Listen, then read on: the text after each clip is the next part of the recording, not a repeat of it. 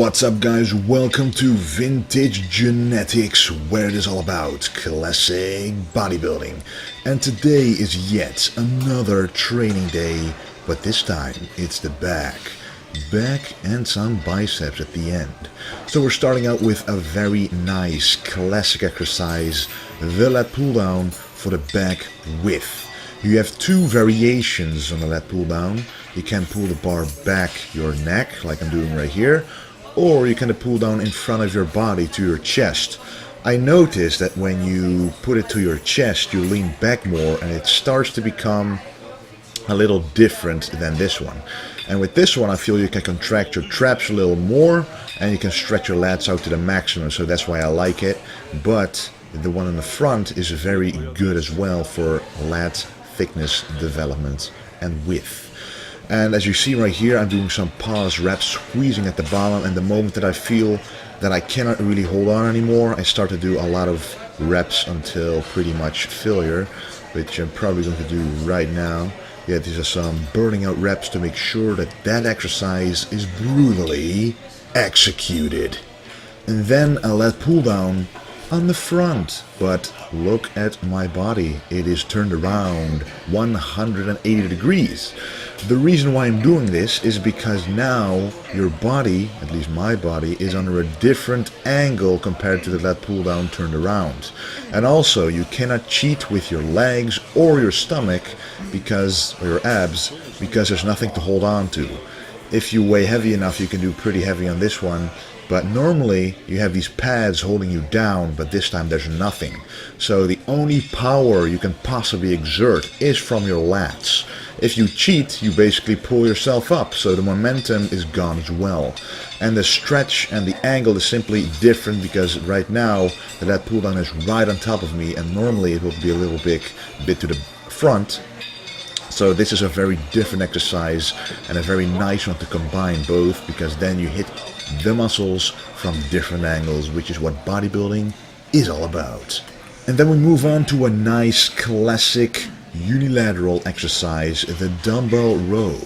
Unilateral indeed, because you want to be focusing on one part of your back this time. So we did two compound exercises for the entire back, but the dumbbell row is more for one side of the back at a time, and it is good for thickness. So when doing lat pull downs and pull down exercises, it's mostly for the width. So you have to do dumbbell rows or rows in general for the thickness of the back. And I also have my bench slightly different than some people would. Some people would do it on a flat bench, but I like to do it a little bit incline. And I honestly had some inspiration from Chris Bumstead's YouTube video. Check him out if you haven't, by the way. He's a good classic bodybuilder. But he did his exercise like this, and I was going to try it out, and I tried it out a few times, and I must say that I like this one more. I'm pretty tall, so when the bench is flat, it's very difficult to stretch all the way down. Because if you look closely, I emphasize the stretch a little more than the contraction. Obviously the contraction is very important during any rows, because as you can see I am contracting the back, but the stretch is a vital part for making the back bigger, which is why I'm always emphasizing the stretch during most exercises. So again, with the dumbbell row I put the bench in the incline so I can stretch down a little deeper, and I like the angle that my body is in more as well. I'm wearing a belt right here because with the dumbbell row, and just think about Ronnie Coleman doing very heavy dumbbell rows, I thought with like 250 pounds, what you do is not only train your back but also your obliques and your abs in a bad way, because you will actually make them thicker if you do dumbbell rows very heavy consistently. That's why I'm wearing a belt, to prevent that from happening. Now this exercise is a wide grip seated row instead of the narrow grip seated row that I usually do. The big difference to me is that it basically targets an entirely different part of your back. This exercise is for the middle back, and the range of motion therefore is a little shorter than the seated row with the narrow grip, because that one is for the lower back. Then you can round your back a little more safely, however, if you have experience, but then you can stretch down a lot more than this one. I do stretch my back, but not nearly as much as I usually do, because if I do it now with the weight pulling higher than the regular seated row, I might hurt my lower back. So I still get a maximum stretch of the back, but I don't really overdo it by also stretching the lower back too much. Hence why I'm wearing a belt once again, to keep my lower back in check. The last thing I need right now is an injury in the lower back. And I also like to do this generally when I'm doing back intensive exercises. I put a belt on, usually with the heavier weights, but I have found that using it with the lighter weights also adds some extra support. Now, you don't want to become dependent on this belt, so you shouldn't use it during the first few sets of deadlifts and squats, for example, because your core needs to be engaged by itself during some portion of the workout. But during other exercises like some rowing and, even some people use it for barbell curls to keep their back straight and to feel whether they're actually contracting it, you can use this belt for sure. It will not do any harm.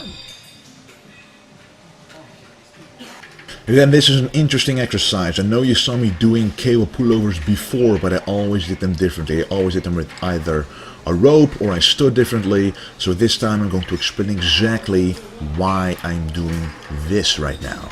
So you can look at me and the distance between the actual pulley, and it's quite great.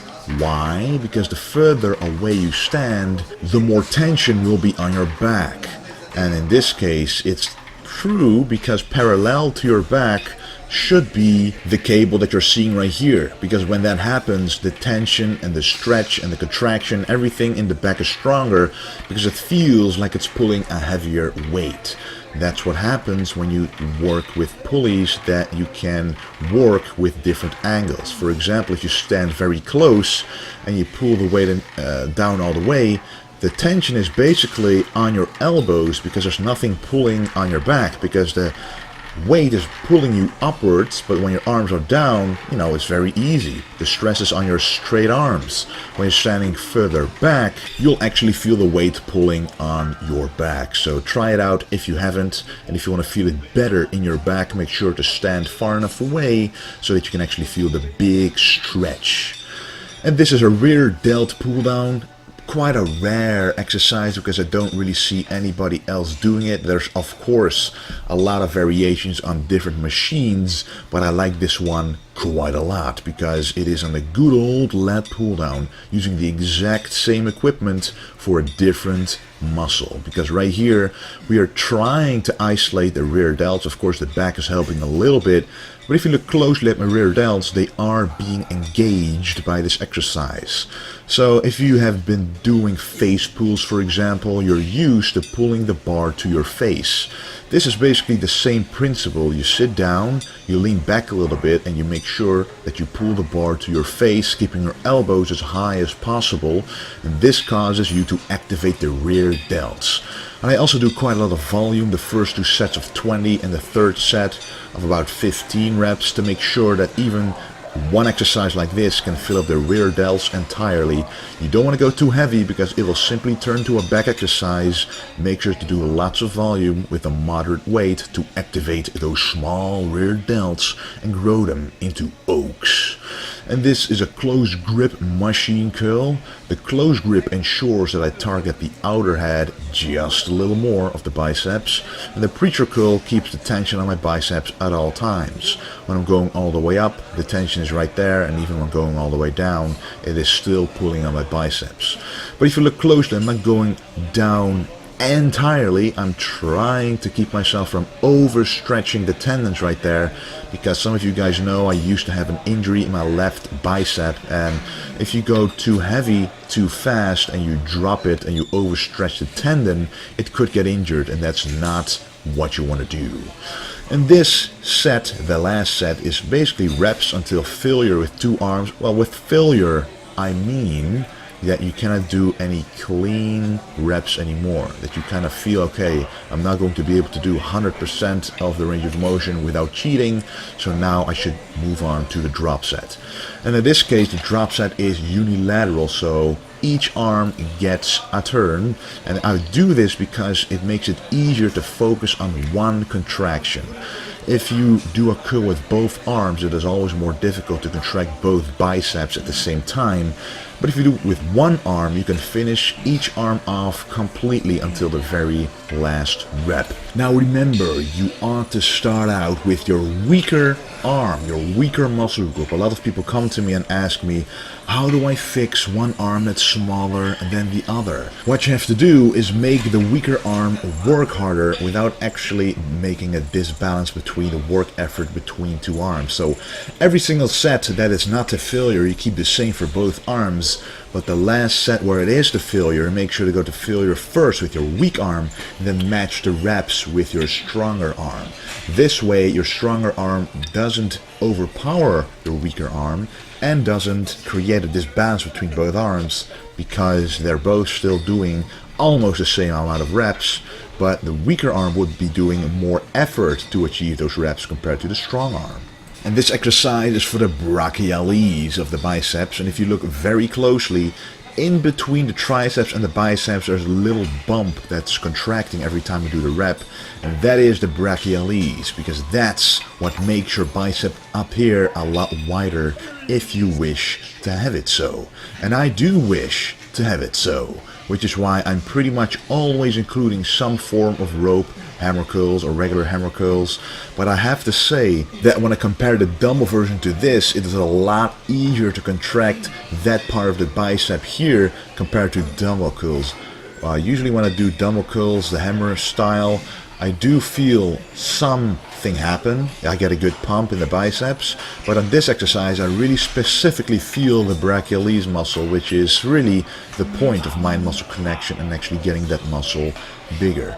Right here I was doing a heavy set until maximum, then a few forced reps, then going to a drop set, which is finished right now, again some forced reps, and then I'm having a lighter weight, so 2 drop sets, pretty much until failure, until my form is starting to decompose, and then an isometric contraction, someone pulling down on the weight and you have to pull it up, and this causes an enormous pump in the biceps that you've never experienced before. This is the last exercise for today. And by the way, for those people who were watching my workout split, the new one, you saw that I don't train biceps that often. So that's why every time I do train biceps, I make sure to make them sore for at least a week.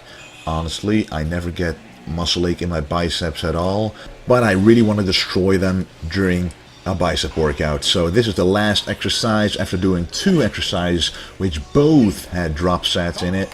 So this one is really for the peak of the biceps, one of my favorite and one of the classic exercises that, for example, Larry Scott, the first Mr. Olympia, and he did these exercises a lot, the preacher curls, and it made him have very big biceps for sure, which is probably what he's most known for.